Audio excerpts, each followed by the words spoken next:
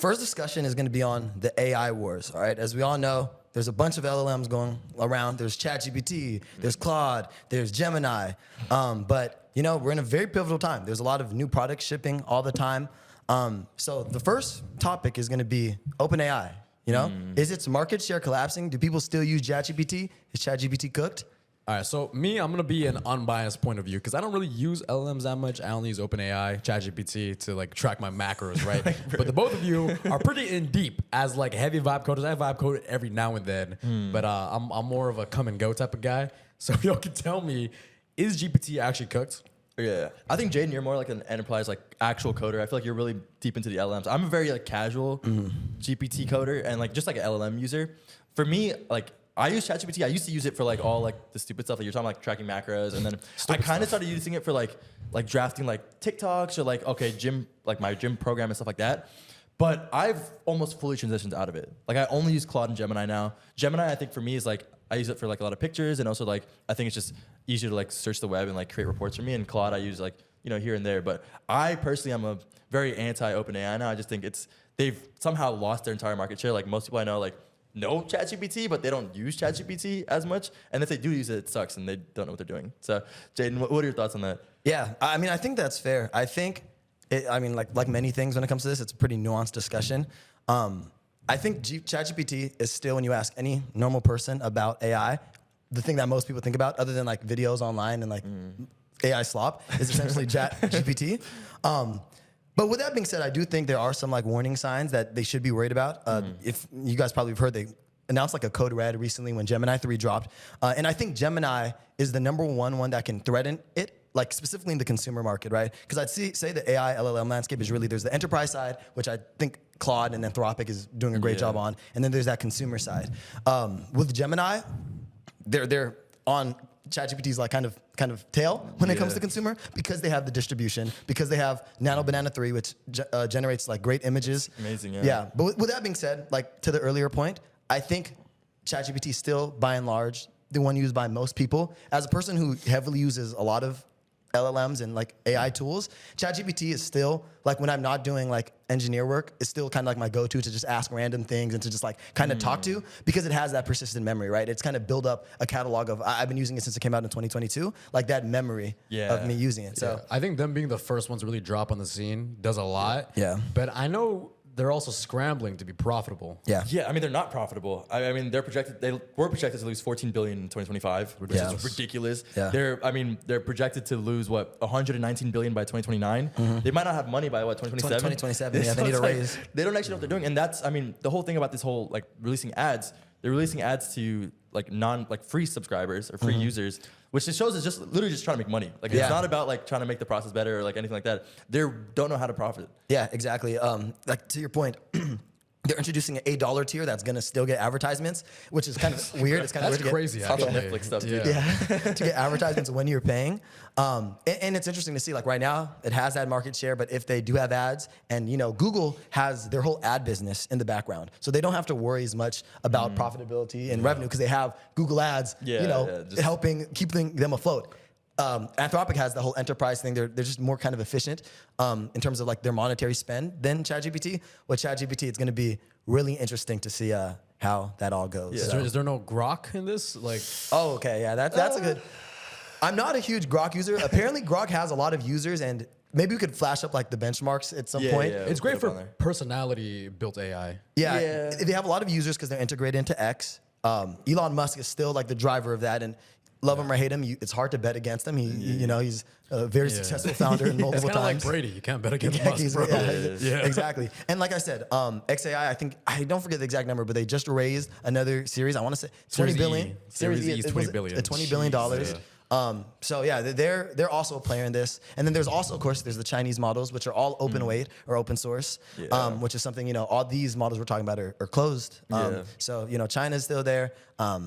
Meta, and we'll talk about them later. We'll talk about Meta later. Yeah, so there's still a lot of players in this space.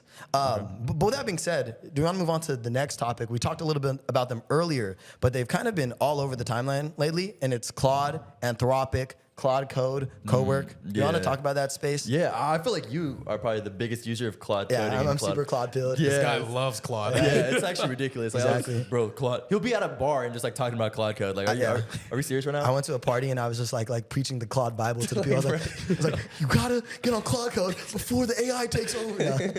Well, Yeah, you wanna talk about- They did such a good job being business to business. Yeah, and I Yeah. think that's where the most money is. Which Yeah. I think OpenAI, they kind of ruined it, where they're like, oh, like we'll create like a browser. So, Yeah. okay, like here. you go. Atlas flopped, Yeah, it's kind like of. very like consumer focused, and it's like, if you can, pivot to the enterprise, it's like, dude, who are gonna pay money for coding? It's gonna be your software engineer. It's gonna be your like Microsoft's who pay like what? It's like $500 million, whatever it is. Exactly, Like, yeah. it's like ridiculous. Yeah, like you mentioned, Claude Code has. I think it's twofold, right? I think they have they have a lot of like big tech companies paying for their services, and then also when you think of just about like the average disposable income of a software engineer compared to the average American, a software engineer is going to have more, and especially if you're doing something that exponentially improves the workflow of someone. That's why. Companies like Cursor, like things that are in this coding space are able to scale to high like ARR pretty quickly because their main consumer has a lot of purchasing power, and I think that's really where Claude fits in. And like you guys said, I use Claude Code and I've used Cowork a little bit. I actually use it to clean up my desktop. We'll like have flash up. My desktop was insane before. Disgusting. Like actually disgusting. And in like the span of 5 minutes. No, we gotta flash a picture of this guy's desktop screen because it was like Claude saved my life. Your life was. It was was never bad. been at that Yeah, point. it was kinda point of no return, bro. It was shit to meme like, damn, you live like this. Yeah, literally. Oh, man. yeah. But I mean, Claude, like they already made $1 billion, right? Yeah, Oh, $1 yeah, billion well- annualized revenue, dude. It's ridiculous. Yeah, their growth trajectory has been really impressive. I think their first year, 2023, they went from 0 to 100 million revenue, then 100 million to 1 billion, and then this year 1 billion to roughly 10 billion. So that's Jeez. 10x year over year. Yeah. 2026, they're targeting their IPO And apparently. that's so- super impressive too, because I think with the Claude Anthropic, right now they're gearing a lot of their advertisements and marketing now towards consumer.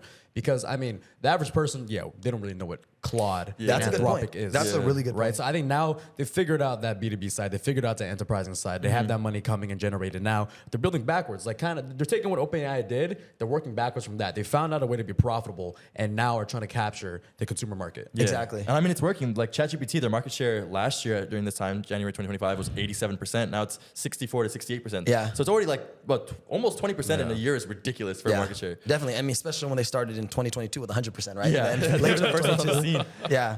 But I'd say, like, in my opinion, I think Claude will continue to thrive in enterprise. I think ChatGPT's main competitor in consumer is going to be Gemini, ultimately. It seems like they're building more tools around that. But I do think Claude does have the opportunity. Like, right now, coding is the main thing that's getting kind of agentified, right? Like, AI is coming in and taking a lot of the jobs, which we'll talk about later.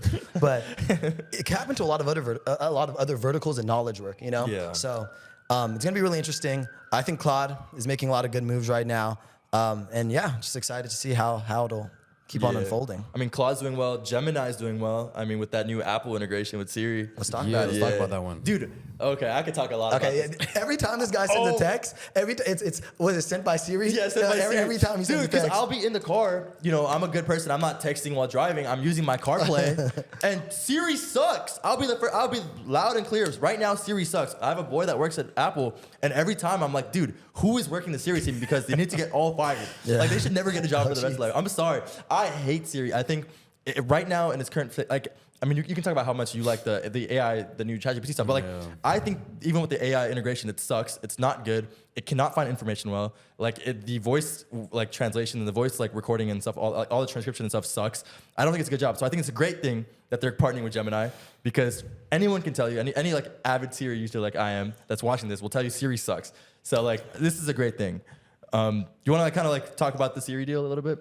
Yeah, I mean, I think before we go into the Siri deal, I kind of want to talk about the Apple piece of it. Oh, It's yeah, crazy yeah, because yeah. Apple has been such a dominant company for it feels like for years now. now. Yeah, For life almost. Yeah, it's been largest in market cap for the past couple of years, recently surpassed by Alphabet, which is Google's parent company, and NVIDIA, of course.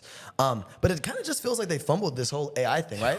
You would think with Siri they've had Siri in phones since what? I don't even know how long. forever, dude. Yeah, Forever. you would think they would be in the cutting edge of it. So it's a little interesting that they kind of had to take the step back and, like you said, license Gemini to power its next generation of artificial I mean, intelligence. they're even backtracking on Siri because then they pulled a lot of ads that advertise Yeah. a lot of Siri features. Yeah. Because no one likes it, dude. Yeah, and then It they're just like, sucks. never mind. But I mean, I actually am a fan of like the Apple Intelligence integrations into the phones. Just like from an everyday consumer standpoint, it's super helpful on photos. Like when you take a photo, you want to remove people from the background. I do that. The prioritizing notifications, and also the summarization notifications as well. And also the new AirPods have the live language translation. Yeah, that's true. Yeah. I that think is true. honestly, like, I mean, if you're looking at it from like an everyday thing, yeah, I guess I never use Siri because Siri sucks, right? But there's a lot of good things that are built into Apple Intelligence. Okay. I will say this though. Do you think it's a failure on Apple's part to kind of give out and be like, okay, like we couldn't do it like Gemini's doing it, or it's like, okay, they know better. There's other people in the space that are doing this way better. It's not a failure at all. Yeah, They're just opening up. I'd say the latter. Like, because imagine it, they keep on using Siri, right? They keep on taking the wrong decisions. Sean's text messages keep on coming in all messed up. Like, no one wants that. So, I think it's a good business decision. And when you think about the consumer, right? And Apple is like kind of the ultimate consumer company. Almost everyone, at least in America, has an iPhone. They did right by the consumer by kind of waving the white flag here and letting Google. Yeah, and I mean the deal is worth $1 billion a year. Yeah, that's ridiculous. It's ridiculous. But also, I mean, if you think about it, it's such a great thing for both companies. I mean, Apple can just focus on what they do best. True, but like, what stops Google from being like, yo, like you're already using our product, like. What if we just get more market share? Like I know the Google phone flopped, and this is like way down. Because in the no future. one else has Apple's market share. That's true, but if their Smartphones. products are not improving and they're not innovating, and their Vision Pro flopped, like a lot of their products Yeah. have flopped. I mean, recently. do you really see a future where people are still not using Apple phones? Like, I don't think any other company is going to come in because the iOS ecosystem is It just is strong. insane. Yeah. Every is student strong. has a Sticky. MacBook. It's We crazy all have sticky. MacBooks. Yeah, okay. Yeah, we all have. And not like, sponsored, bro. like we can talk about Vision Pro, but we can also talk about AirPods. That's Yeah. true. Yeah. AirTags is another. Yeah, cool one. AirTags are fantastic as well. Yeah, I mean, That's true. overall, I think one thing Apple has done that no other tech company has quite achieved is I think they did a really good job. And to your point about like what they're doing like with the creator stuff of marrying like culture and tech in a way that no company I think has ever done since and like Yeah. hasn't yet. So it's gonna be hard. It's gonna be hard to disrupt Apple. So yeah. That's a good point. Yeah, I mean, Apple also invests a lot of money into new media. They have like a bunch of different people on the short form films from with Apple. Yeah, And yeah. I think Apple's ads are always like really good. Yeah, they're always Yeah. hella good. Like, Yeah, that's- that is true. And I guess Apple TV is also like now. Yeah, Apple I mean, TV is fantastic as well. The studio won like 12 Emmys or something. Like Yeah. ridiculous. Yeah, they had Severance. Yeah. A couple years ago, they had Ted Lasso. Killers of the Flower Moon. Oh, yeah, that's Ted another Lasso as well is fantastic. I mean, they're doing great F1 things. was on. Oh, F1's yeah, good. F1 Yeah, was see? on, yeah. Like Yeah. Apple's, I mean, Apple kinda still got cook. their That's chain, true. man. They kind of cook, yeah. That's true. That's Definitely. true. One more thing on this Apple topic is I'm pretty sure OpenAI had a partnership with Apple, right, for the iPhones. For Yeah, yeah, that was- yeah, yeah. exactly. Yeah. So in the subject of bad warning signs and OpenAI losing consumer to Yeah. Gemini, that's They another lost big- Apple. Yeah. Like, you really want to lose that one? Everybody, like, what everyone uses? Yeah. Yeah. It's actually, it's ridiculous. But I'm very bullish on Gemini. I'm very bullish on Google. and Yeah, Alphabet for sure. in Yeah, general. you know, now I am too. I mean, they're the biggest company or the second biggest company in the world, or at least in America. Hey, Waymo's coming out. We just used Waymo the other day. With these Waymo, They own they own a lot of stuff. Like, and on all of our cars, we have Apple CarPlay. Yeah, Yeah. Apple CarPlay. I mean, bro, like, I use Google Photos. Yeah. We all use Gmail. Yeah. Like, The only thing Apple's missing out on is having like the washing machines and fridges like Samsung does. oh yeah, those smart fridges. Yeah, but Samsung got their chain completely snatched. Yeah, that's more of an international thing now. No Yeah. one uses that in America. Most def, yeah. well, shout out to Apple and Google. Yeah, doing their thing, man. Please sponsor us. Yeah.